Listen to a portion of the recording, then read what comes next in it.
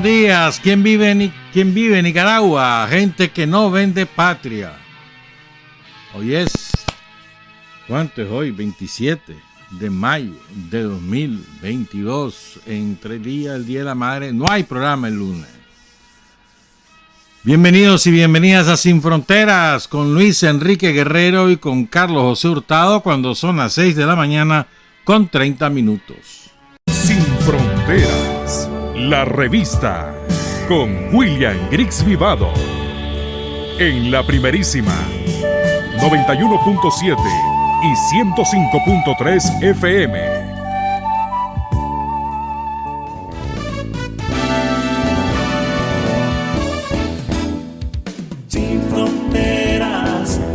Decir la verdad, sin fronteras, trabajar, avanzar, combatir, vencer, sin fronteras.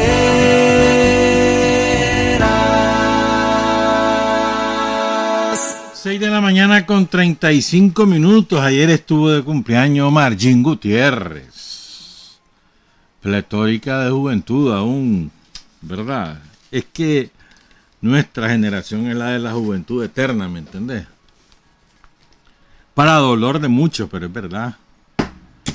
Felicidades a Marjín Gutiérrez, allá en la comarca de Molino Norte, la azotada por el ruido sin que la alcaldía de Matagalpa haga nada para que finalmente se acabe esa tortura, qué barbaridad, ¿verdad? O lleva años la Marjín luchando por eso. Reuniones van, reuniones vienen y la alcaldía no hace nada. Ahí están las cantinas. Bueno, y hoy está de cumpleaños también la doctora Norma Mena Ruiz, allá en Laureles Sur. Y el compañero Julio Vargas, le dicen Piquete, así es. Qué barbaridad, son un vulgar, Luis Enrique. Él vive en el barrio Venezuela. A ambos los saluda la compañera María de Jesús Ruiz, a su hija Norma Mena y a su yerno Julio Vargas. Los dos están de cumpleaños hoy. Y hoy está de cumpleaños también el padre Antonio Castro, padre Toñito. Felicidades, padre. Ya les aseguro que también le manda felicidades Dino y Gloria, se lo aseguro. Pásela bien. Cuidado, se me emborracha, ¿sí? Mentira, jamás va a hacer eso el padre. El padre Antonio Castro, creo que es el más querido por el sandinismo. Bueno, también quiero saludar a las madres, vamos a adelantarnos por el lunes. ¿Ah? ¿Cómo se llama tu mamá? No te oigo, poné ahí el nombre. Y tu mamá, hoy que está de cumpleaños, Libania, barbaridad, ¿cuánto está cumpliendo? 69, 70, por ahí está con Libania, hace mucho mayor que yo. Ivania Ordóñez Herrera, hoy está de cumpleaños también. Le saludan sus hijos, Eugenio y Ebedé, y le dice a Carlos Hurtado que él no la saluda. Mentira, aquí está también Carlos Hurtado, su mamá está de cumpleaños. Ivania Ordóñez Herrera, felicidades. ¿Cómo se llama tu mamá al fin? Esmeralda. Esmeralda, ¿qué? Guerrero López. Bueno, felicidades entonces. Bueno, y después al final vamos a hacer algo sobre las mamás. A ver si nos da tiempo. 6:37.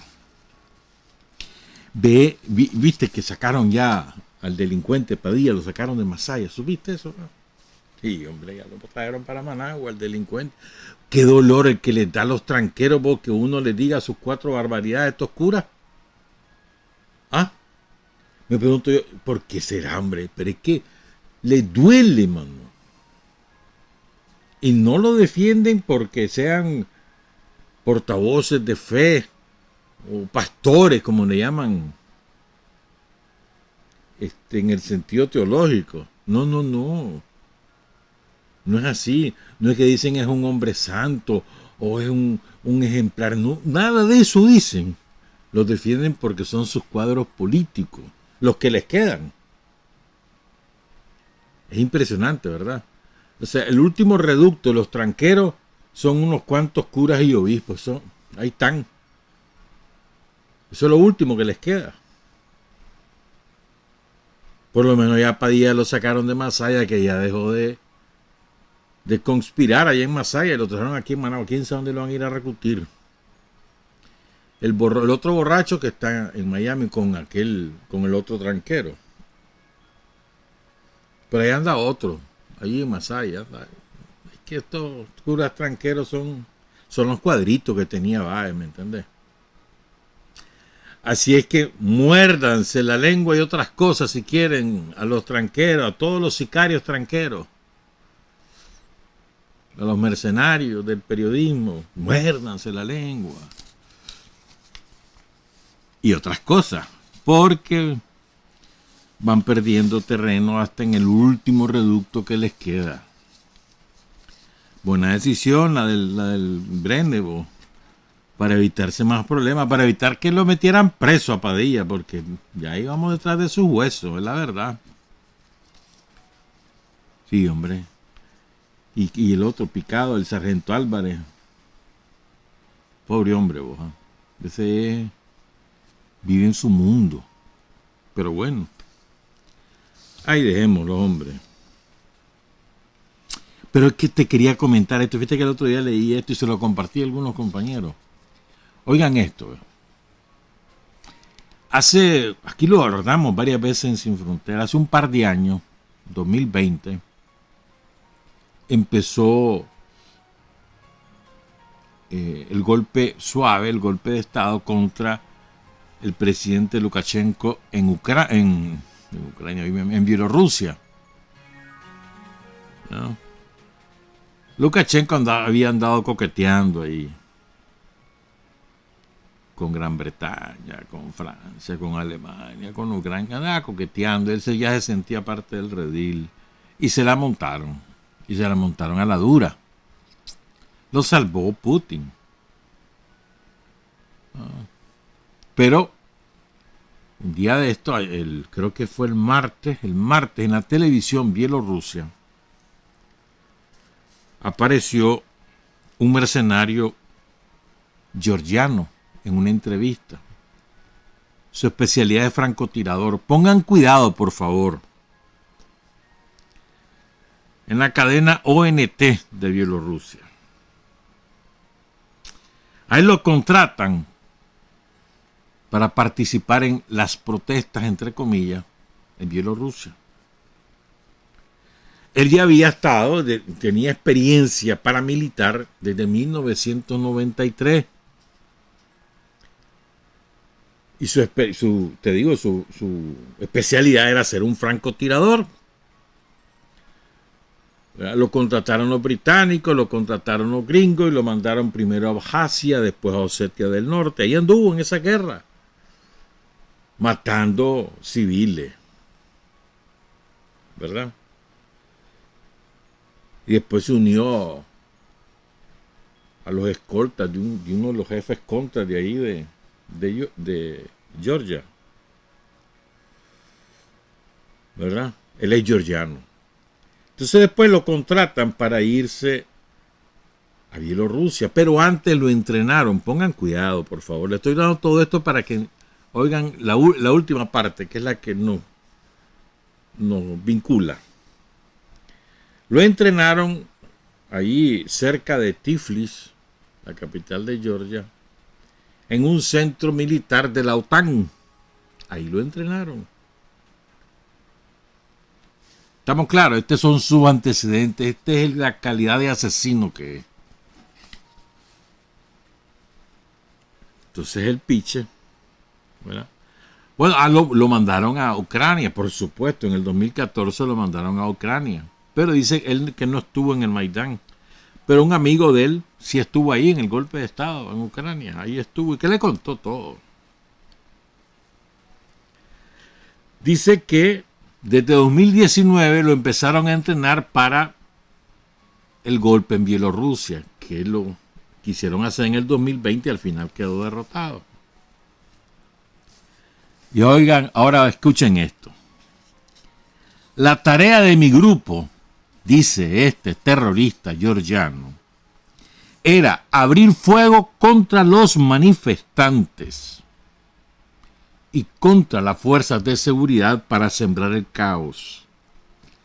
¿Te fijas? O sea, él era un francotirador entrenado por la OTAN, lo infiltran en las manifestaciones, dispara contra los manifestantes desde las posiciones de los policías para confundir y hacer creer que son los policías los que matan, y luego dispara desde los manifestantes contra los policías.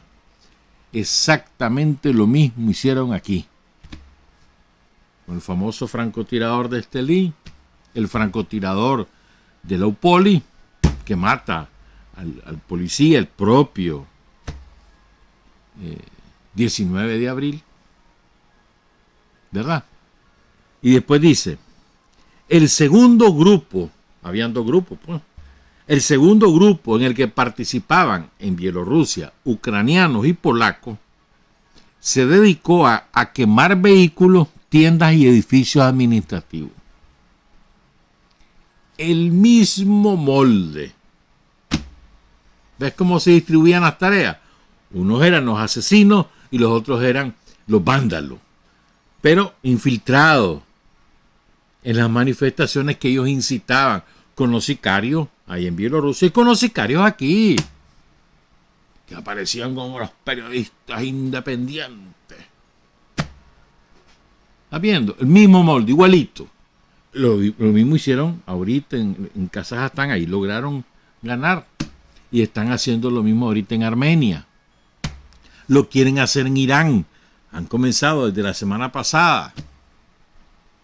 Lo hicieron en Pakistán, ahí lograron el golpe de Estado, pero ya se les está volteando porque la gente está en las calles y ya han habido muertos, enfrentamientos diarios, de todo. Bueno, la gente está furiosa ahí en Pakistán.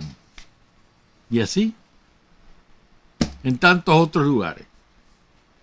El mismo molde.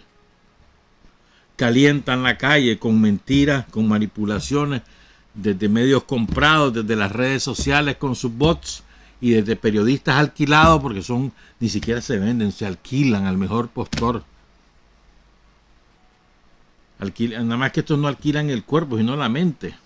Bueno, y también el cuerpo, pues cuerpo y mente.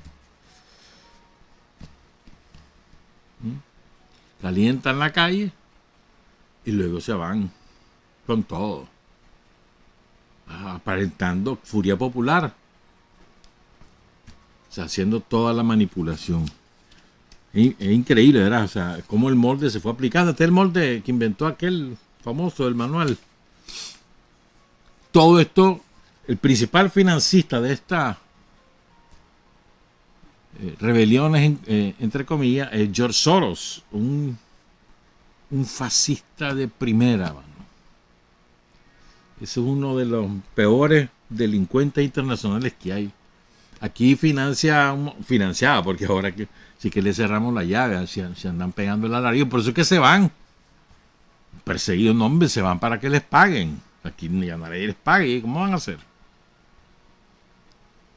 Y entonces este tipo tiene ONG, bueno, y tiene gobierno. El gobierno de Chile es un gobierno de Soros. El gobierno de Moldavia es un gobierno de Soros. El gobierno, a ver qué otro gobierno, hay un montón de gobiernos que son gobiernos de Soros. Él los ha llevado al poder. Y entonces ahora los mangonea. Pues. Dicen que va para Colombia, dicen que este fin de semana va a estar en Colombia. Porque este fin de semana son las elecciones presidenciales, la primera vuelta. Y todo hace indicar que viene un fraude salvaje ahí contra Petro. Que tampoco es harina del costal progresista, pero bueno, por lo menos ya no es Uribe. ¿Verdad? Tiene las encuestas a su favor. Pero ya llegó los gringos a dar instrucciones. Todo hace indicar que se las van a robar para forzar una segunda vuelta y en la segunda vuelta derrotarlo. Ese es el tiro de ellos, aparentemente. Vamos a ver. Dicen que va Soros para Colombia este fin de semana. Bueno. Qué impresionante era lo que hacen lo que hacen los nicaragüenses empobrecidos que tienen que emigrar, que prefieren emigrar a Estados Unidos, a España, a Costa Rica, ahí es por temporada, a Panamá, a El Salvador, a México, a Canadá. Esos son los principales. Y desde ahí nos mandan a los nicaragüenses, a sus familias, obviamente, pues, una cantidad cada vez mayor de dinero. El año pasado, las remesas familiares se cerraron en 2.146.900.000 dólares. Perdón, 2.146.900 dólares. 2.000 millones. 2.146.900.000 dólares. Es una cantidad enorme para los ingresos de este país. Es enorme. Y este es el sostén, las remesas son el sostén de miles de familias nicaragüenses. Y este año la tendencia es al crecimiento bastante mayor, hasta un 20%, hermano. Según las cifras del Banco Central, en enero, casi 195 millones de dólares. En febrero, 202 millones de dólares. En marzo, 236 millones de dólares. En abril, 234 millones de dólares. Un poquito bajó entre marzo y abril. Pero llevamos este año 866.5 millones de dólares. En los primeros 4 meses. Eso multiplicarlo por 3. Y ahí tenés 2.400 millones de dólares. Por lo menos lo que va a entrar a este país. O sea, 300 millones de dólares más que el año pasado. Esa es la tendencia. Y es impresionante porque desde 2000 hasta 2022, todos los años ha ido creciendo, todos los años. ¿Qué significa? Los nicaragüenses que se van fuera del país a trabajar para mantener a su familia, para elevar su nivel de vida, o para lo que sea, para estudiar lo que sea, son los que sostienen a sus respectivas familias que se quedan en Nicaragua.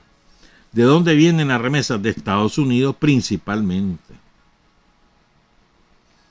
Luego está España, contrario a lo que uno supone, es leve, pero es más que Costa Rica, Panamá, Canadá, México, El Salvador y resto del mundo.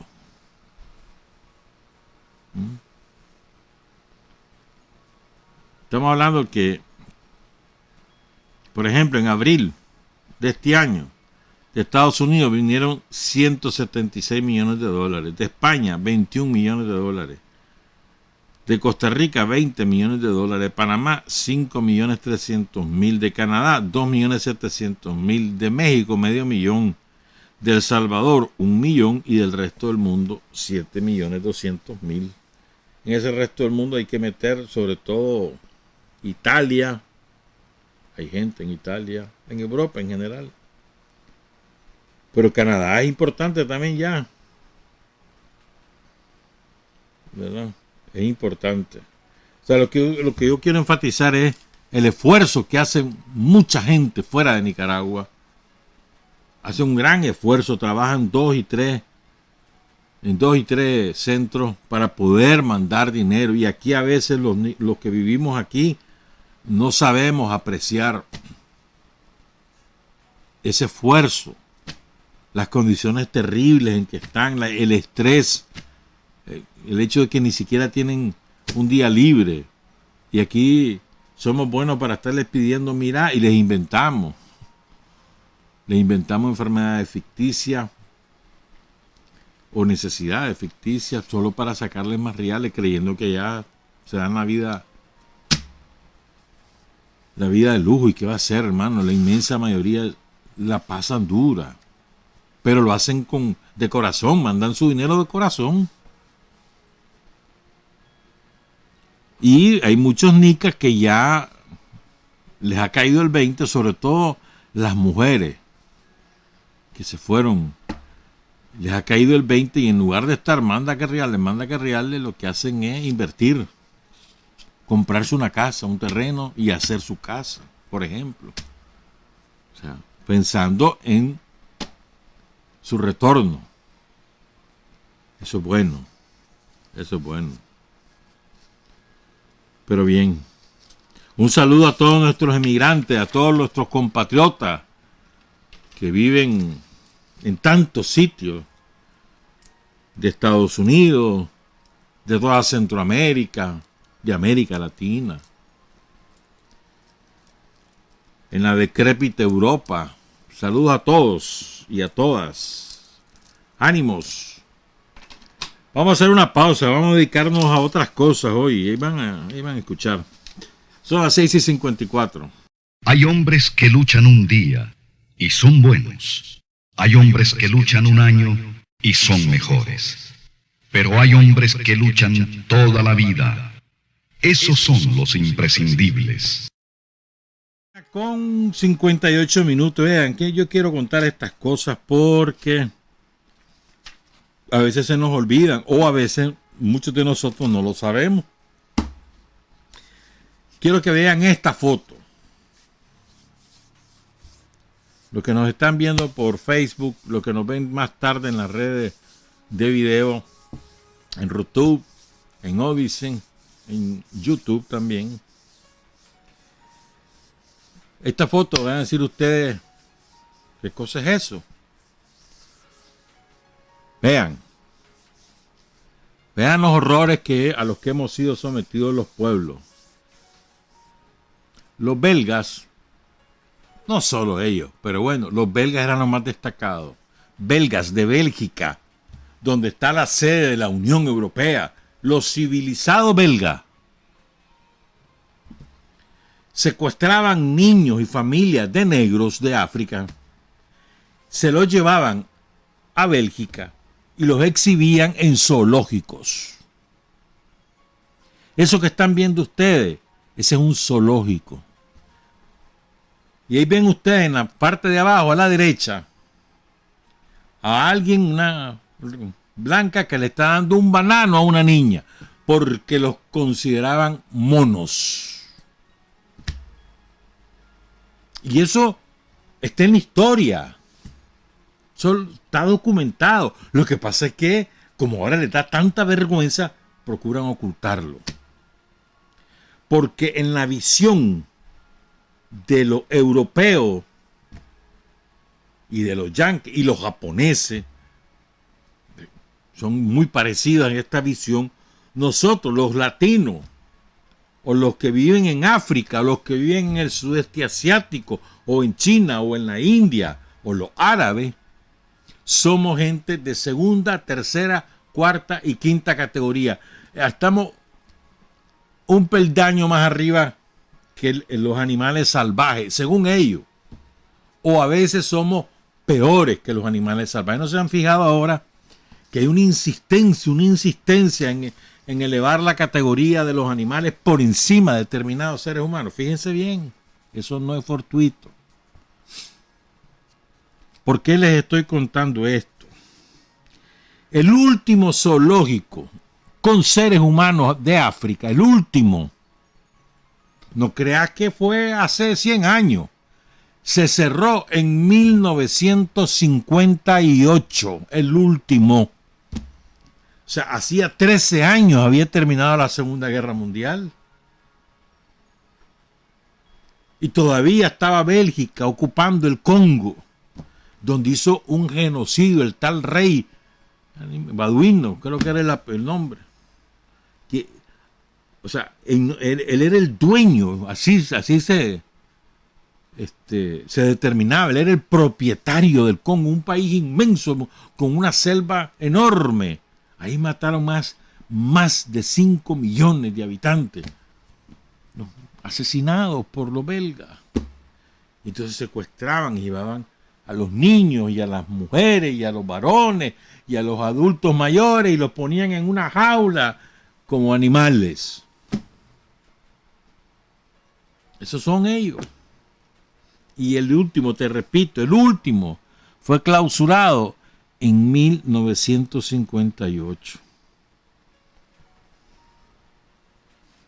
¿verdad? ¿Por qué les cuento todo eso, hombre? Porque es que me he topado con algunos materiales muy interesantes. Hay un tipo ahí que es el presidente del Consejo Presidencial para la Sociedad Civil y los Derechos Humanos de Rusia. Su nombre es Valery Fadev. Tiene una visión interesante, tiene algunas cosas que bueno. O sea, no tiene una ideología comunista para nada, pues. Pero tiene una visión interesante sobre cómo deben ser los derechos humanos y los quiero compartir con ustedes y lo vamos a ir analizando porque creo que den el blanco en muchas cosas. Den el blanco. Él escribió un artículo hace como 3 semanas, nosotros lo publicamos en la página web de la Primerísima, la que nunca lee Luis Enrique, ni tampoco Carlos Hurtado, jamás. Y a partir de ese artículo se hizo esta entrevista. Tampoco la Xochitl, ¿verdad? Jamás lee. Qué barbaridad, Xochitl. Buenos días. Entonces esta entrevista la hicieron Tatiana Gurova y Peter Skorobogati de la revista Experto que se publica en Moscú. Entonces, él tiene un enfoque de qué es lo que debemos hacer en el planeta Tierra para que realmente haya una visión multicultural de los derechos humanos. Es sumamente interesante. Primero él dice, hombre, ¿de dónde sale la Declaración de Derechos Humanos? La de 1948. Era gente, dice él, personas humanitarias, inspiradas por el hecho de que tras una terrible guerra, las decisiones podrían ser tomadas por todos los principales países del mundo. Y el tipo de decisiones que llevarían a una vida más tranquila y digna para la mayoría, preferiblemente para todos. Pero, dice Valery, no funcionó. Y ahora vamos a ver por qué no funcionó. Si se habla del mundo occidental, funcionó más o menos. Tuvo que ver con el auge económico, el entusiasmo que Europa y de hecho Estados Unidos experimentaron después de la Segunda Guerra Mundial. Un marcado aumento del nivel de vida, medios de comunicación libre. Y hubo un periodo que podría llamarse ejemplar. A día de hoy, dice Valery, persiste un cierto mito de que los medios de comunicación son libres. Es un mito de aquellos años, de los años 60 y 70. Pero ya eso desapareció, hermano. Dice, hay muchos en Occidente que piensan como esos que encerraban a los negros en zoológicos en Bélgica.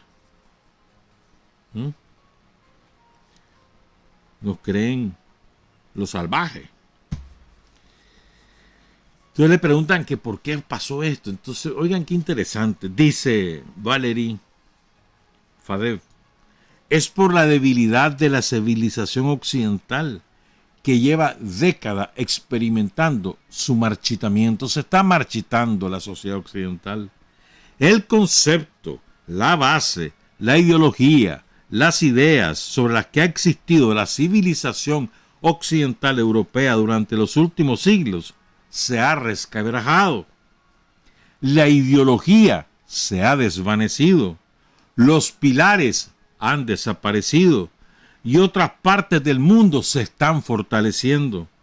Asia, China, India, África están creciendo. No tienen muy claro los de Occidente qué hacer con ello, y la debilidad que sienten los líderes del mundo occidental les lleva a un poco de histeria. Y esto es una descripción muy aproximada de lo que está pasando. Con todo esto, ¿cómo se ponen histéricos cuando ven que nadie les hace caso? Entonces, quieren usarte la fuerza y la gente de los países que no son parte de esa sociedad occidental civilizada, de todas maneras no le hacen caso, aunque les golpeen la mesa, aunque les amenacen, no les hacen caso. Tan furioso, cada vez más furioso. Sigo. Pongan cuidado. Dice Valery Fadeev, desde el punto de vista de Occidente, que muera gente en la guerra no es un problema tan grande. Estamos acostumbrados a ver a Occidente como algo amistoso.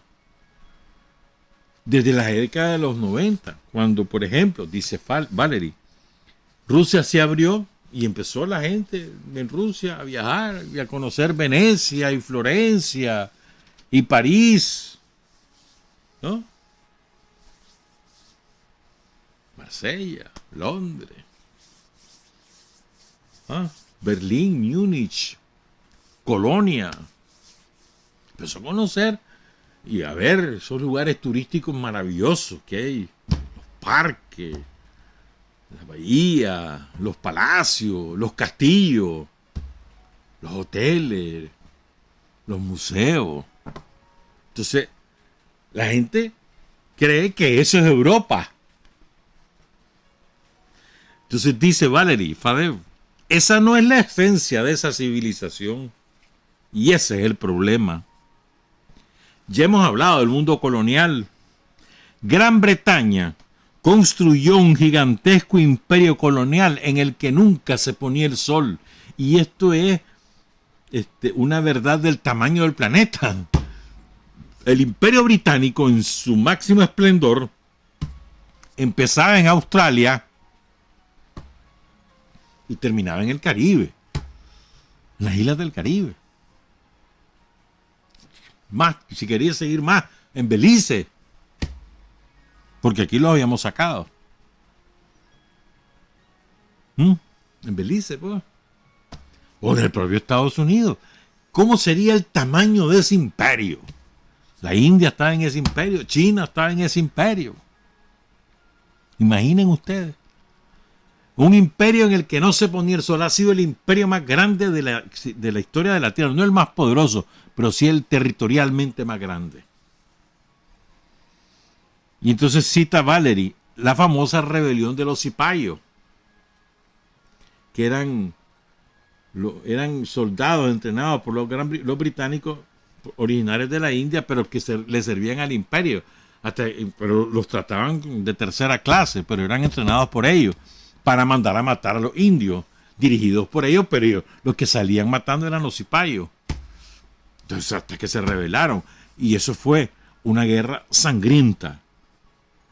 Los cipayos mataron a bastantes británicos, oficiales del ejército, políticos, familias, pero los soldados británicos mataron a cientos de miles de indios, de nativos de la India, cientos de miles, en 1857.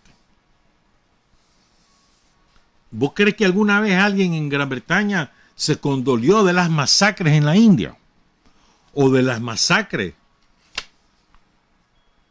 en Australia de toda la población aborigen? Hasta hace como 3 años pidieron perdón de las atrocidades que hicieron en Australia. Y ahora se las dan los australianos de la gran democracia. Atrocidades. O los canadienses. Ahí había colonización francesa y británica. ¿No creo que alguna vez les ha preocupado todas las atrocidades que han hecho en todo el planeta? Los líderes políticos que han mandado a asesinar, que no son pocos, son decenas, centenares y miles de líderes políticos mandados a asesinar por el Imperio Británico hoy en día y por los yanquis, pero miles. Por los servicios de inteligencia de ellos, que contratan sicarios, que entrenan sicarios y mandan a asesinar a líderes políticos, líderes sociales. Los que son incómodos los mandan a matar. Y eso está documentado, eso no es invento de uno. Lo que pasa es que en el momento que ocurren las cosas, desde el movimiento político revolucionario se denuncia quién está detrás, no lo creen y muchos años después aparecen los archivos secretos que demuestran que lo que decíamos era verdad. Como por ejemplo el caso de Patricio Lumumba, por decirte algo. líder africano. Sigo, oigan esto. Entonces dice Fadev Valery, ¿qué ha pasado con los derechos humanos? Que, por ejemplo, la Organización de Estados Africanos adoptó esa declaración a su propia visión. Los países islámicos hicieron un documento de acuerdo a su visión sobre derechos humanos. La diferencia fundamental con la concepción occidental de los derechos y las libertades es que intentan apoyarse en algún fundamento divino, africano e islámico. La Declaración Occidental de Derechos y Libertades es una historia secular. Es una historia bajo la cual no hay nada divino en el fondo. Y en África, más aún en el Islam, por supuesto, defienden que no hay que apoyarse en conceptos abstractos, sino en lo establecido por Dios. Esto, diría cualquiera, es una comprensión religiosa, y sí, es una comprensión religiosa. Pero Occidente ha eliminado la religión de la vida política. Sucedió como resultado de los actos más poderosos de la Ilustración, la Gran Revolución Francesa en 1789, los actos del siglo XIX. Occidente se volvió totalmente secular y la mayor parte del mundo no está de acuerdo con eso. Es interesante esto, ¿va? Yo no estoy diciendo si esto es bueno o es malo. La mayor parte del mundo, del planeta Tierra, hoy en día, está en desacuerdo con la vida secular, aunque los medios no lo digan. Porque las naciones tienen a Mahoma, o tienen a Buda, o tienen a Confucio, o tienen a los dioses del África, o tienen a Cristo. ¿Sí? Dice Fadev, todos ellos son importantes para esas sociedades. Esas actitudes que dan los profetas o los grandes pensadores como Confucio, que era un sabio, están vivas. Esas actitudes, esas reglas de vida son en las que se basan estos pueblos. Jesús, Buda, Mahoma, Confucio. Y esas actitudes son en muchos aspectos contrarias a la concepción occidental. Y aquí viene el corazón de esta onda. En primer lugar, es contrario a lo que piensa Occidente en el interés público. El concepto occidental es profundamente individualista.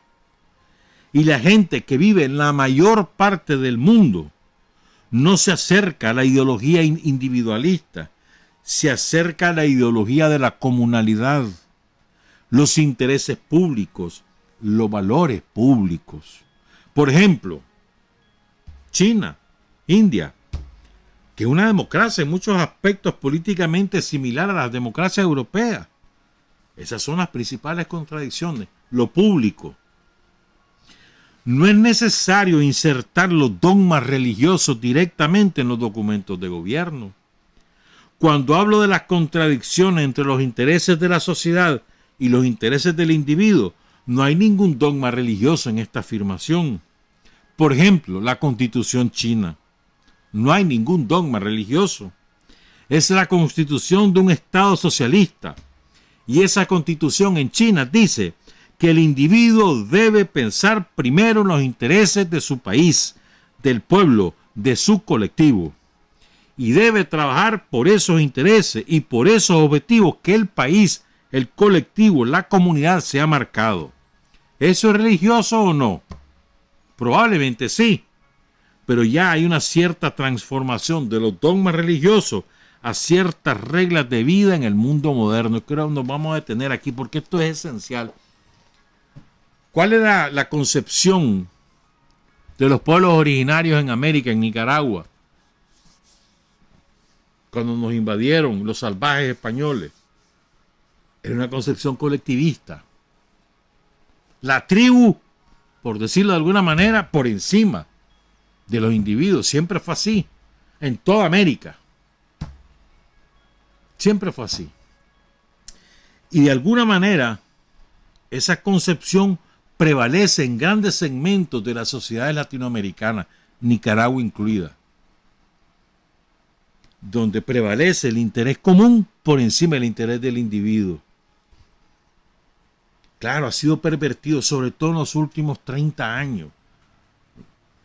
Con el neoliberalismo fue pervertido. Fue, digamos, corrompido. Pero parte de esa esencia aún se mantiene. Y con los gobiernos de Daniel se ha ido recuperando poco a poco ese interés colectivo que se superpone sobre los intereses individuales, que no sustituye, pero lo superpone, es decir, por encima de todo el interés de la colectividad. No quiere decir que a costilla de los individuos, sino en la suma de los individuos, que es diferente, ¿verdad? Y esta es una concepción esencial que contradice los valores occidentales. Te lo voy a poner de otro ejemplo. Lo que acaba de pasar en esa masacre del lunes. El lunes fue, ¿verdad? O en la otra masacre de Búfalo. ¿Qué prevalece? El interés del individuo. Porque él quiere tener armas. Y su derecho a tener armas y a usarla está por encima del derecho de los demás a la vida. Entonces, ayer salió la declaración de la Asociación Nacional del Rifle de Estados Unidos diciendo que la responsabilidad no es de ellos, de los que venden las armas, que la responsabilidad es del que disparó, ese es el culpable. Un chaval de 18 años con desórdenes psicológicos que compró un arma y para lucirse, para tener fama, fue a matar a 19, a 18 niños y a 2 maestras. El interés del individuo por encima del colectivo. Para ellos es más importante tu derecho individual que los derechos de los demás. Para nosotros no. Para nosotros por encima de todo está el derecho, los intereses de la sociedad, del colectivo, del pueblo, de los pueblos. Entonces esta es una diferencia esencial entre la manera que pensamos los latinoamericanos. Estamos hablando no de los gobiernos, de las sociedades. Sobre todo en aquellas sociedades donde tienen mayor peso los pueblos originarios. Es donde mayor diferencia se nota. En Bolivia, en México, en el Perú, en el sur de Chile y de Argentina. En Paraguay, allá abajo, ¿verdad? Paraguay, la pobre sociedad paraguaya rompía hasta los cimientos. O en Guatemala. Entonces, en América, y en China, y en India, y en Indonesia, y en Filipinas, y en Vietnam, y en Corea Democrática, y en otros países del sudeste asiático. Su mentalidad es, es pensar en todo, y no en que si fulanito sale o no sale. Y eso a veces no lo entendemos cuando nos dejamos inyectar por esa tesis individualista, el neoliberalismo, no terminamos de entender cómo son las cosas. Sigo. Dice, luego habla de los emigrantes, Valery Fadev. Entonces, ¿por qué migra la gente? ¿Y qué pasa con los emigrantes en esas sociedades? Los emigrantes se sienten más atraídos por los valores materiales del mundo occidental. Porque si no puedes ganarte el pan en tu país, te mudas a un país desarrollado que te proporciona una vida material decente y lo aprovechas. ¿Qué parte de las personas que se han trasladado a Occidente desde los países en desarrollo está profundamente arraigada en el tejido social de Francia o Bélgica, por ejemplo? Hay barrios enteros de grandes ciudades donde los inmigrantes viven aislados según sus propias reglas. La policía ni siquiera entra en algunos distritos. ¿Qué derechos humanos hay en el sentido occidental? Y aquí yo quiero citar varios ejemplos que yo los he visto. Por ejemplo, en Gran Bretaña, en Reino Unido, sobre todo en Inglaterra, barrios enteros de negros africanos de Nigeria o de negros caribeños de las Bahamas, de Jamaica, que viven prácticamente en guetos, que no han sido asimilados por la sociedad británica, que los considera esclavos asalariados, pero a su servicio, pero no los integra. Vean ustedes, por ejemplo, en el mundo del fútbol, cómo bien con frecuencia ocurren estos incidentes. Los negros son los principales jugadores, pero los viven atacando por racismo. Incluso los propios partidarios de un equipo.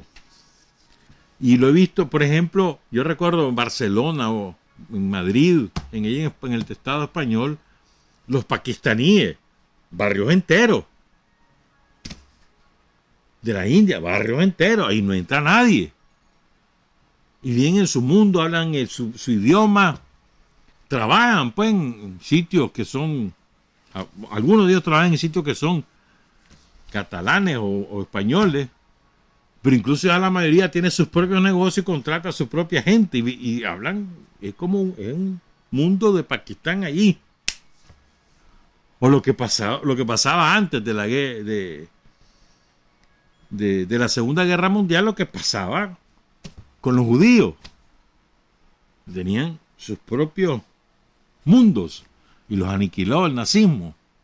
O lo que pasaba ahorita, antes de, para hasta más o menos 2000, entre 2000 y 2014, 2016, ¿qué pasaba con los ucranianos que salieron en masa de Ucrania desde hace muchos años? Porque cuando implantaron el neoliberalismo allí en Ucrania, que privatizaron todo, y hubo muchísimo ucraniano que salió, lo mismo a guetos, porque eran considerados ciudadanos de tercera, porque estos ucranianos ahora los han pasado al pedestal, pero ahora los comienzan a votar.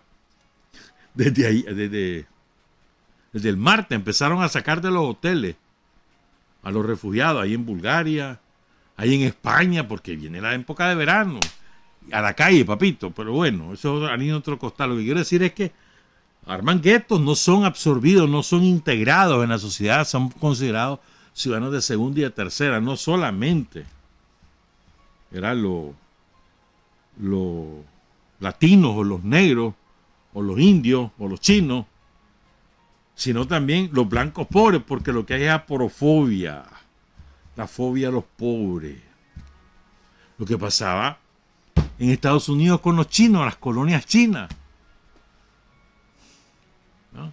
Esto es importante, pues es muy importante. O sea, cómo está imbuida la cultura, la manera de pensar, la manera de ser, que la trasladan y al no poder integrarse a las sociedades donde residen, la sostienen, y es su sostén, su cemento para mantenerse erguidos y dignos y resistir los embates del racismo y del desprecio de clase que sufren en las sociedades donde han ido a vivir.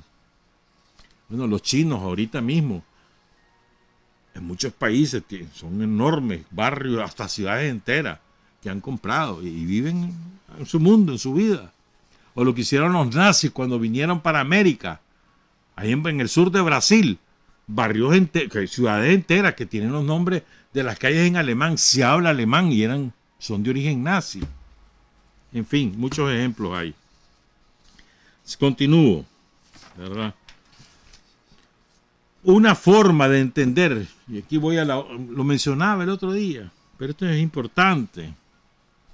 Una forma de entender el arraigo de la religión en la vida humana es lo siguiente, dice Valery Fadeev.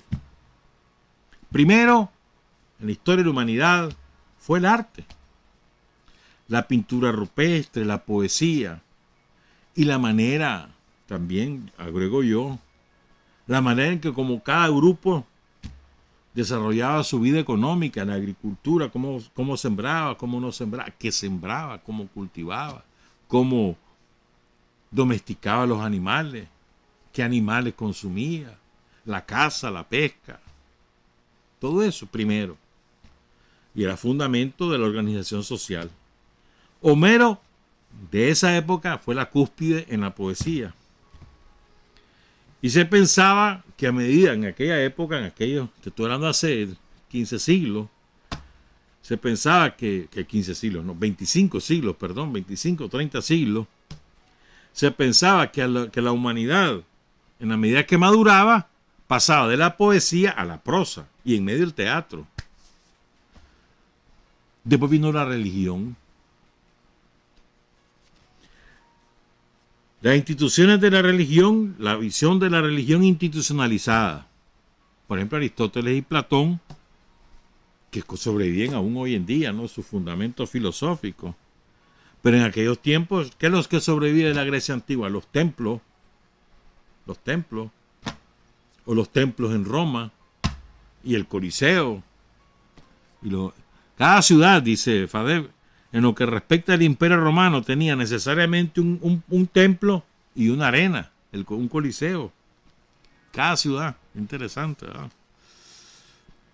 Pero esos eran dos elementos clave en la vida de esas sociedades. El arte, en el sentido amplio de la palabra, la religión. Y después vino la ciencia. A partir del siglo XVI, XVII, empezó con fuerza a desplazar a la religión, ¿se acuerdan? ¿Han leído eso ustedes? De cómo el Papa mandaba a castigar y las inquisiciones sobre los que decían que la tierra era redonda. Inquisición. Mandarlos a matar en hoguera. Porque eso no decía Dios, Dios decía que era plana la tierra. O los que comenzaron a utilizar los cubiertos, esto es verídico, pueden revisar la historia, los cubiertos para comer, porque ahí no se lavaban las manos, no era costumbre, no se bañaban, no era costumbre.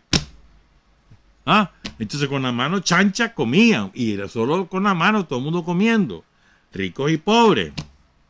Inventaron los cubiertos, por no sé qué no recuerdo qué razón, en la realeza se empezó a extender.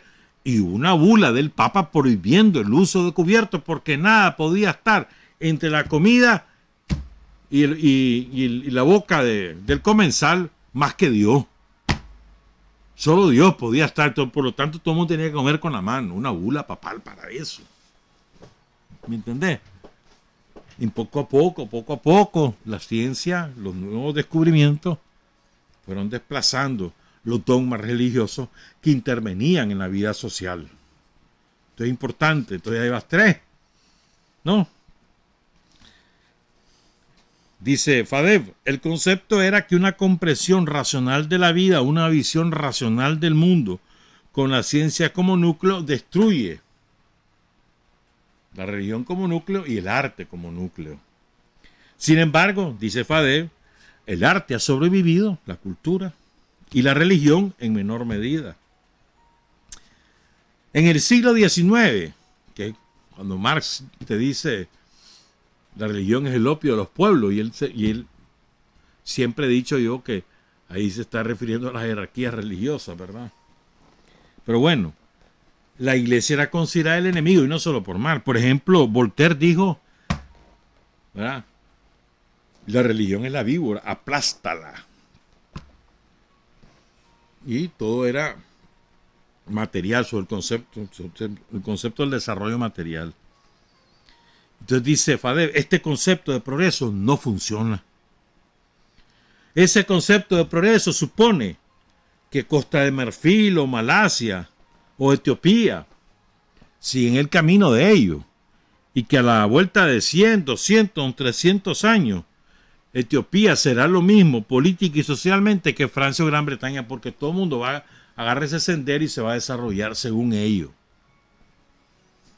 Entonces dice Fadev, esta es una comprensión bastante primitiva de cómo ha evolucionado la humanidad. Les gusta mucho referirse a la teoría de Darwin, pero si eso fuera cierto aplicado a las sociedades humanas, todos los animales serían iguales. Pero no hay una sola especie. ¿Por qué los pueblos del mundo han de ser todos iguales? Nunca ha sido ni será así. Porque los pueblos son gobernados por profetas. Y los profetas tienen un saber diferente, un poder diferente. China no está construyendo un estado al estilo occidental. Vietnam está construyendo uno diferente. Malasia, India, Pakistán, Irán. La mayoría de los países han elegido una forma de desarrollo no occidental, no antioccidental, no occidental. Las normas de derechos humanos no pueden ser universales. Hay que acordar algún tipo de mínimo. Si queremos ponernos de acuerdo como un todo, tenemos que pensar por un mínimo. Nadie puede, ni Estados Unidos, ni Europa, construir una democracia en Irak o en Libia, y a los hechos nos remitimos, ¿verdad? Y todo eso se traduce en el asesinato de personas y la destrucción del sistema político-social cuando se quieren imponer modelos. Lo que quiero decir, además, es que tampoco podemos dar la bienvenida a la tiranía. No podemos acoger muchas órdenes y tradiciones. En algunos países todavía cortan las manos por robar. No podemos acoger eso. Algunos países tienen normas especiales para las mujeres. No se les permite estudiar. Por supuesto, en este sentido, deberíamos presionar a aquellos países que se muestran flagrantes. Eso es lo que hay que acordar, los mínimos. Los derechos de las mujeres, por ejemplo, dice FADEF. O el no afectar la integridad física para los que cometen delitos. Es la propuesta de ellos. Es muy interesante, van a escuchar. Entonces dice, FADEF, recuerden, resume esta parte diciendo lo siguiente. Hay 3 institutos de conocimiento del mundo. El arte, la ciencia y la religión, o 3 instituciones. Estas 3 instituciones en el mundo tienen el mismo valor. Arte, cultura, ciencia, religión. Religión o vida espiritual, ponele. La tarea consiste en dar a la gente la posibilidad de conocer el mundo utilizando las 3 entidades. La cultura, la ciencia, la vida espiritual. Deberíamos intentar crear algún tipo de consenso en torno a estas 3 cosas. Debemos escuchar con respeto a las personas que tienen una visión diferente. Tenemos que dejar de lado la arrogancia occidental, que ni siquiera quieren hablar con árabes o musulmanes o africanos. No quieren hablar con nadie. Ese es el problema. Tampoco quieren hablar con los rusos. Y detrás de esto está el racismo, que por desgracia impregna la civilización occidental. La misma actitud hacia los pueblos del mundo, africanos, asiáticos, los desprecian, no los consideran seres humanos iguales. ¿Sabes qué otra cosa hay? Esto lo quiero agregar yo. ¿Sabes qué otra cosa hay también que nos ha permeado, desgraciadamente? A todos, incluso a gente que se proclama a sí misma como revolucionaria. Revolucionaria de izquierda, pero revolucionaria, o sea, que se proclaman a sí mismos y que están inmersos en procesos políticos triunfantes y que desgraciadamente se nos ha inoculado esto y a veces no nos cae el 20. Tratamos a los demás según el tamaño que tienen. Si son un país chiquito, no le concedemos importancia y los tratamos como que si fueran subordinados. Y si es un país más grande, les hacemos caso en todo lo que nos dicen. ¡Qué desgracia! Entonces por eso yo creo que la palabra clave que ha dado en el clavo Rosario una y otra vez, respeto. El respeto, hermano. Vos vas a respetar al otro, no importa si es más pequeño que vos, o más grande, más gordo, más flaco, si es negro, si es blanco, si es amarillo, si es chino, si no es chino, si es estudiado, si no es estudiado, si es chaparro, si es alto. No importa, respeto. Respetar al otro por ser un ser humano, ya está, respetás. Lo mismo se aplica a los países y a los pueblos. Respetar porque son una sociedad constituida, un pueblo constituido. No importa si son 5, si son 10, si son 10 millones o si son 1.500 millones, no importa. Los vas a respetar y los vas a tratar de igual a igual. No que tenemos las dos maneras de comportarnos. Con los chiquitos nos portamos como que si nosotros somos superiores, no porque son chiquitos. Chiquitos en el sentido del tamaño geográfico o de población. Y con los grandes nos sentimos acomplejados y solo porque son grandes deben tener razón. Y los revolucionarios también ese chip lo tenemos aquí clavado y así queremos tratarnos incluso entre nosotros. Eso no es así. Es muy importante por eso, el respeto, ¿verdad? El escucharnos no a partir de nuestras convicciones, creencias o tradiciones, el escucharnos a partir de querer entender por qué otras sociedades piensan de esa manera. ¿Por qué, por ejemplo, para los árabes o para los judíos comer cerdo no lo toleran, no les entra? Es una influencia religiosa, pero también es cultural. ¿O por qué en el sureste asiático, partes de China, Vietnam, Corea, comen perro? ¿Y por qué para ellos eso es natural? Para nosotros, ay, qué barbaridad comer perro. Y pero te comen un chancho, y ay. En la India, gran parte de la India, la vaca es sagrada, es Dios, la vaca. Y ahí andan en las calles. Nadie puede tocar una vaca. Y aquí no nos vivimos comiendo las vacas, pues. Y entonces, los monos, ahí en el África los monos comían normal. Aquí los guerrilleros, pregúntenle a los guerrilleros si no comieron monos, si no comieron culebras, si no comieron hasta cuzuco. Estoy hablando de cosas que parecen banales y no lo son parte porque en su mundo, en su cultura, eso es así. Entonces, nosotros estamos obligados a tratar de entender y de aceptar que esa es su manera de ser, como que ellos acepten la nuestra. Eso es todo. Y que nos pongamos de acuerdo en mínimos. Pero ¿por qué le queremos imponer nosotros a la cultura oriental que prohíban la comida de perros solo porque para nosotros los perros son el mejor amigo del hombre? Pero para ellos no. Esa es su comida sabrosa y ya está. ¿Cuál es el problema? Así como nosotros nos encanta el cerdo, preguntarle a un cubano si no puede comer cerdo. Pero ya iba abajo con los árabes o con el pueblo hebreo y comer cerdo es inaceptable. Compararte con un cerdo es el insulto peor. O tirarte sangre de cerdo. Puchica. ¿Me entendés? O sea, porque son maneras de ver el mundo diferentes. No podemos imponer las creencias nuestras como que si son universales. Es como lo que ocurre con los cristianos, que quieren que todo el mundo sea cristiano. Y no es así. El mundo no es así. Cristianos en el mundo son 1.100, 1.200 millones. Y habemos 7.500 millones en el planeta. Y no es así.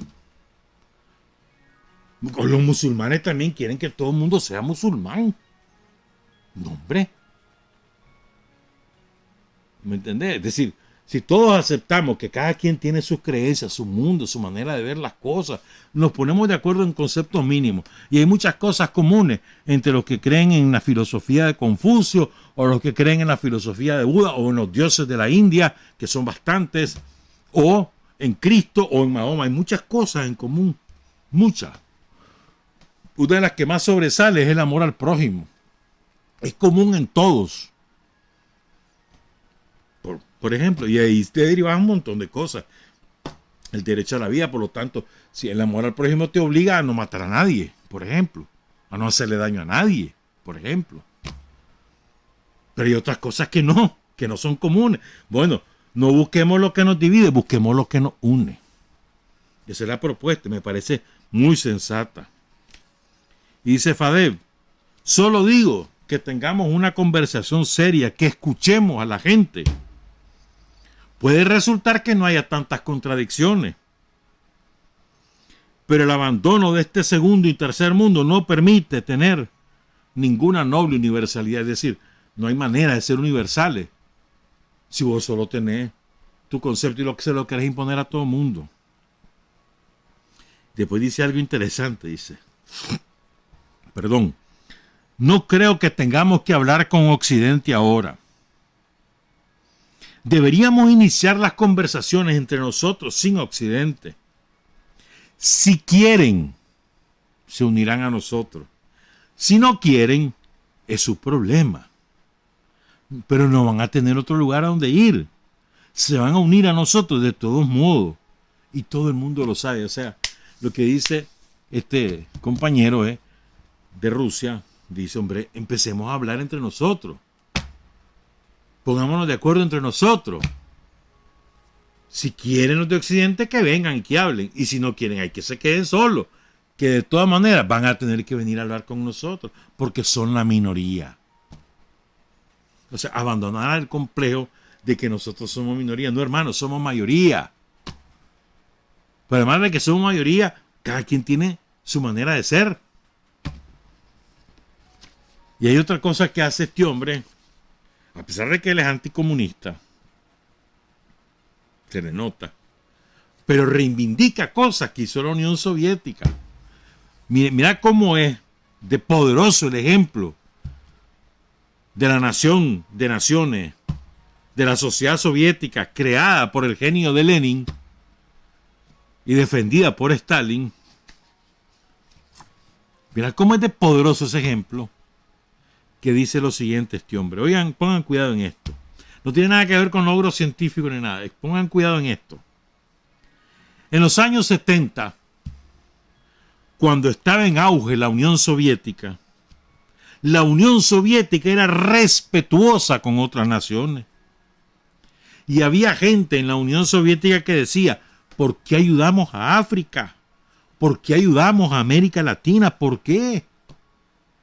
Y hacíamos bien en ayudar, porque ese es el objetivo de las relaciones nobles entre naciones. Cuando dejamos de ayudar, inmediatamente nos dividimos dentro del país. Mira qué interesante. O sea, él dice, cuando un país que tiene recursos deja de ayudar a otro, empiezan los problemas en su país, cuando dejas de ayudar a otro. Y en esto de cómo era la Unión Soviética, recuerdo por ejemplo la Universidad Patricio Lumumba, donde se acogía a estudiantes de todo el mundo, estudiantes del mundo empobrecido, que iban allí gratis, hermano, sacaban la carrera que quisieras en la Patricio Lumumba, por ejemplo. Pero hay muchos más, ¿verdad? Dice Fadev, el caos que se introdujo en nuestras vidas, las vidas de los pueblos rusos, más recientemente, condujo a la desintegración, al descenso del nivel de vida, a la masacre y a la guerra civil en la Unión Soviética cuando dejamos de ayudar. Pero en esas pocas y mejores décadas de la Unión Soviética no teníamos arrogancia. La Unión Soviética estaba incomparablemente más desarrollada que África, que la mayor parte de Asia. Y nunca dejó de ayudar. Y no tenía arrogancia. Y dice Fadev, es un buen ejemplo de actitud decente. Este humanismo e internacionalismo era el núcleo de la ideología de la Unión Soviética. Y tengo una idea simple, dice Fadev. ¿Por qué no intentar repetirlo? Occidente no lo va a ofrecer ni humanismo, ni solidaridad, ni internacionalismo. Tenemos la experiencia histórica como las bases morales para ofrecerlo, porque no somos Occidente. No los hemos bloqueado, no eran nuestras colonias, no les hemos chupado la riqueza como hizo Occidente. el sueño de la humanidad de una vida justa y decente no se ha ido a ninguna parte. El modelo de paz de Occidente se está desmoronando. Algunos piensan que ya se derrumbó. El 24 de febrero, el inicio de la operación militar especial de Rusia en Ucrania, quedó claro que la máquina de Occidente no funciona. Sin los ideólogos de Occidente y todo lo demás, habrá otra maquinaria. La concepción occidental del desarrollo del mundo, la dominación de Occidente, ha dejado de funcionar. El mundo será diferente. Ahora es el momento de proponer nuevos conceptos. Y estos conceptos no deben ser aislacionistas, no con ideas de superioridad. Estos conceptos deben conducir a la armonía. Entonces existe la posibilidad de evitar nuevas guerras, sucesivas revoluciones, desigualdades, menos injusticias. Eso es lo que podemos ofrecer ahora. Y todo el mundo es consciente de ello. Todo el mundo lo espera. Porque Rusia es uno de los pocos países, una de las pocas naciones que puede ofrecer este concepto. El concepto del respeto, el de no sentirte superior, solo porque sos más grande o porque sos más desarrollado, o porque tenés determinadas concepciones del mundo. No. Y el concepto también de la solidaridad, el humanismo, que era la esencia de la Unión Soviética, en palabras de Fadeev. El fundador, el Estado fundador del mundo socialista. Su esencia era el humanismo y el internacionalismo, la solidaridad. Son dos conceptos vigentes. Querer recuperar un sentido de decencia en las relaciones políticas, o no recuperar, inaugurar un sentido de decencia en las relaciones entre los pueblos y los gobiernos y los estados en el planeta, tiene que ser sobre la base del humanismo y del internacionalismo en el sentido de solidaridad. Y es más, tenés que reconocer que esos tres pilares de la sociedad, ninguno sustituye al otro. ¿Por qué no verlos en armonía y no verlos unos como preeminentes sobre el otro? Estoy hablando de la cultura, de la vida espiritual y de la ciencia. Ninguno. Vos no podés superponer el uno sobre el otro. Los tenés que integrar, porque en la visión de todos los pueblos esas cosas están integradas. No es cierto que en los pueblos, para todos los pueblos, está por encima de toda la cultura, o por encima de toda la religión, o por encima de toda la ciencia.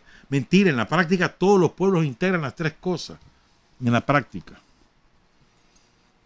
Entonces, bueno, pongámonos de acuerdo. Redactemos una nueva declaración de derechos humanos de los pueblos. Por ejemplo, en América Latina podríamos hacer lo nuestro. Fíjate que, mira cómo es. El otro día estaba leyendo un material y dije, hombre, qué babosos que somos. Te voy a poner un ejemplo que no tiene nada que ver con esto, un ejemplo tonto. Pero para que veas cómo estamos decolonizados, cómo tenemos la mente colonizada. En el planeta vemos como, creo que son 600 millones, un poquito más tal vez, de seres humanos que tenemos como lengua madre o como lengua principal el castellano, el español, como le querrás decir. ¿Verdad? Creo que son, es que no me acuerdo bien si son 600 o no recuerdo bien la cifra. Pero bueno, está toda América Latina, excepto Brasil. Luego están alrededor de 50 millones de latinos que viven en Estados Unidos. Después están los 45 millones que viven en la península ibérica. Después hay gente que tiene como español en Guinea, en el Sahara, hay en Filipinas. Y poco más. ¿Verdad? ¿Y quién pone las reglas de cómo hablarlo? De España. Mira qué estúpido. Y le llaman la Real Academia Española.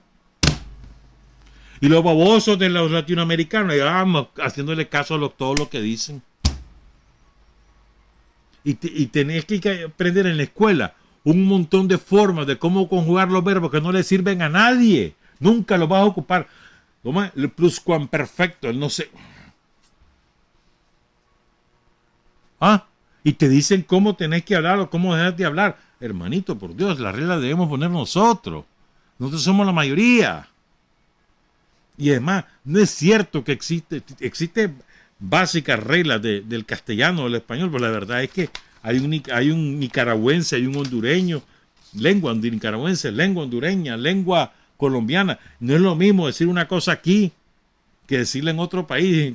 Podría decir muchas, pues te voy a decir una. Aquí nosotros decimos arrecho para decir a alguien que está bravo.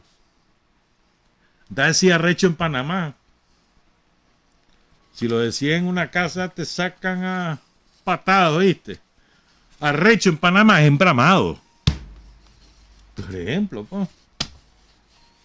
¿Me entendés? Es decir, pero eso es la mentalidad colonial. Eso es lo que tenemos que despojarnos. Porque creemos que ellos tienen el poder de decidir, porque ellos son los que inventaron. ¿Quién dice? Y así podríamos citar otros muchos ejemplos, pues. O sea, igualdad entre los pueblos, respeto entre las creencias de los pueblos, la manera de ser de los pueblos, la manera de encontrar su solución para los problemas particulares de cada quien, de pobreza, de atraso, de lo que sea, de organizarse. Respeto. Una y otra vez respeto.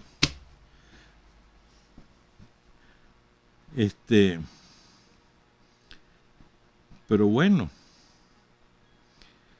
voy a ver si da tiempo de hacer esto, pues, porque a propósito del Día de la Madre, ¿cuándo fue? La semana pasada, pues, ¿verdad? Que ya decretaron que el Día de la Madre es feriado. Y a propósito de ese Día de la Madre, pues queremos rendirle un homenaje a todas.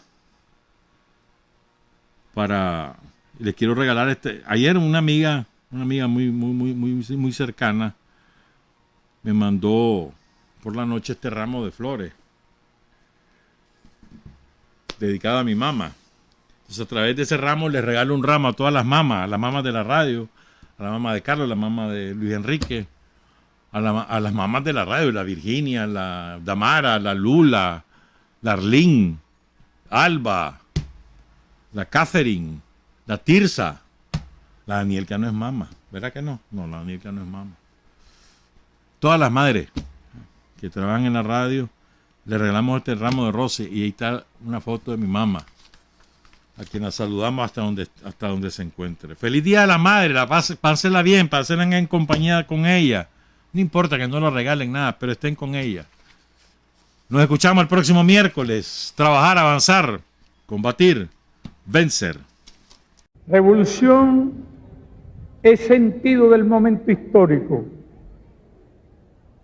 Es cambiar todo lo que debe ser cambiado. Es igualdad y libertad plenas. Es ser tratado y tratar a los demás como seres humanos. Es emanciparnos por nosotros mismos y con nuestros propios esfuerzos. Es desafiar poderosas fuerzas dominantes dentro y fuera del ámbito social y nacional. Es defender valores en los que se cree, al precio de cualquier sacrificio. Es modestia, desinterés, altruismo, solidaridad y heroísmo. Es no mentir jamás ni violar principios éticos. Es convicción profunda de que no existe fuerza en el mundo capaz de aplastar la fuerza de la verdad y las ideas. Revolución es unidad, es independencia, es luchar por nuestro sueño de justicia para Cuba y para el mundo, que es la base de nuestro patriotismo, nuestro socialismo y nuestro internacionalismo.